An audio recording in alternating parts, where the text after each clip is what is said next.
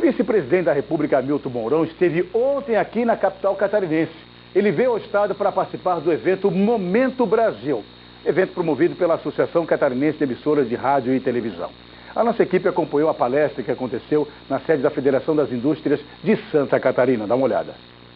Pela manhã, ele falou sobre a conjuntura nacional em uma palestra realizada na sede da Federação das Indústrias do Estado. As apresentações que eu tenho feito, ela tem um duplo objetivo. Em primeiro lugar, contextualizar a situação que a gente vive no mundo de hoje, no nosso entorno próximo, como o Brasil está inserido nisso e como o governo federal procura resolver os dois grandes problemas econômicos que nós temos, que são o desequilíbrio fiscal, que está muito grande, e a agenda de produtividade, onde nós temos uma produtividade muito baixa. O encontro é promovido pela Associação Catarinense de Emissoras de Rádio e Televisão, a ACAERT. Este é o primeiro de uma série de eventos previstos pela entidade por meio do projeto Momento Brasil. Santa Catarina deu 80% dos votos à chapa Bolsonaro-Mourão. Então nós temos uma relação, sem dúvida nenhuma, de muita confiança e muita expectativa a esse novo governo que tem por missão e capacidade e condições de transformar o Brasil.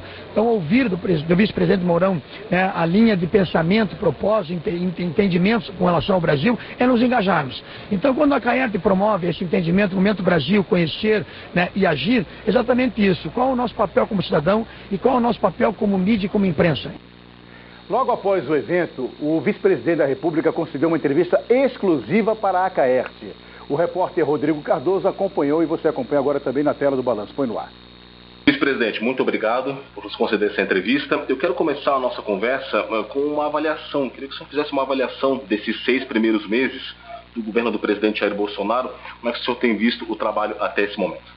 Foi um momento de acomodação, e de iniciar a desenvolver o planejamento que havia sido feito durante o período ali da campanha eleitoral e aí ao longo da transição governamental que ocorreu.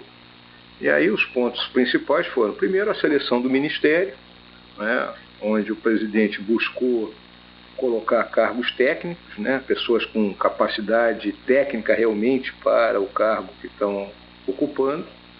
Mas ainda houve um primeiro movimento, o enxugamento do número de ministérios, que não foi tão simples como pôde parecer.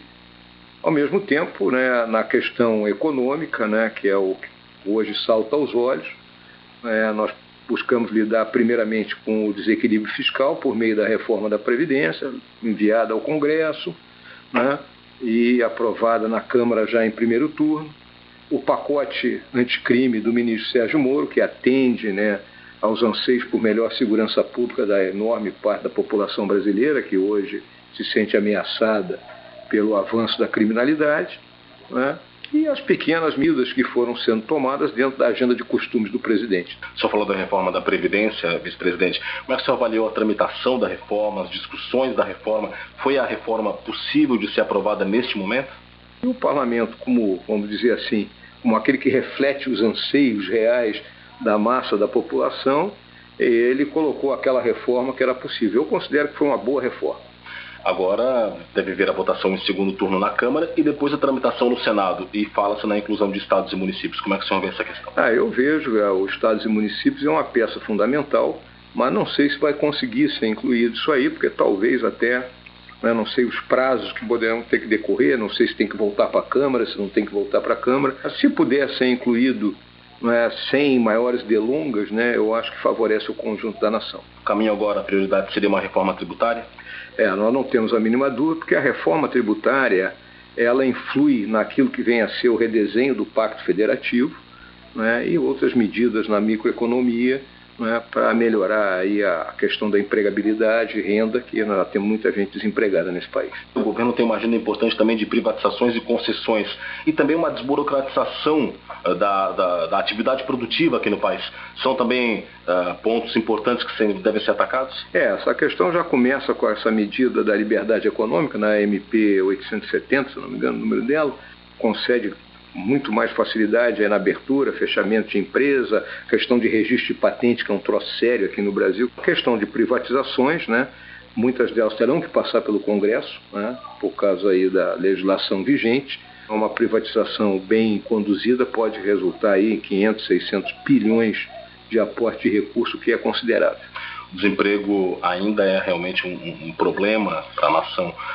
As políticas de promoção do estímulo ao emprego, ao investimento, também vão por essa linha? Nós consideramos que a aprovação da reforma da Previdência, ela cria um clima de confiança aqui no país, estabelece uma nova relação, né? Em consequência, investimentos que estão represados, né, vão surgir.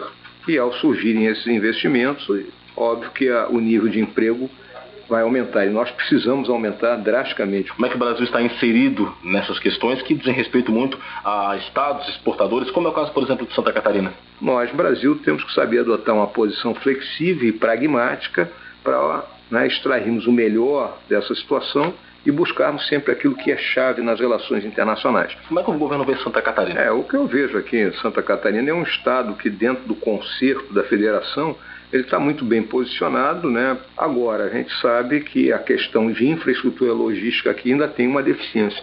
E é onde o governo federal pode auxiliar o estado na busca de investimentos, né? Nós temos essas rodovias que cortam o estado de leste a oeste, né? Então precisa realmente uma duplicação de rodovia, uma melhoria na infraestrutura aqui do estado. Qual é o papel da imprensa, vice-presidente, nesse processo, como colaboradora da criação também deste ambiente favorável para todas as mudanças que o Brasil precisa? Olha, é um dos pilares da civilização, né, ocidental, como nós concebemos, é o país ter uma sociedade civil forte, né, com instituições que representem o conjunto da população. E a imprensa é uma dessas instituições. Eu costumo dizer, e acredito nisso, que a imprensa é para os governados, não para os governantes. Então esse é o grande papel dela. Olha, depois da entrevista exclusiva concedida à ACAERT e os compromissos profissionais em Santa Catarina, o vice-presidente da República retornou à capital federal.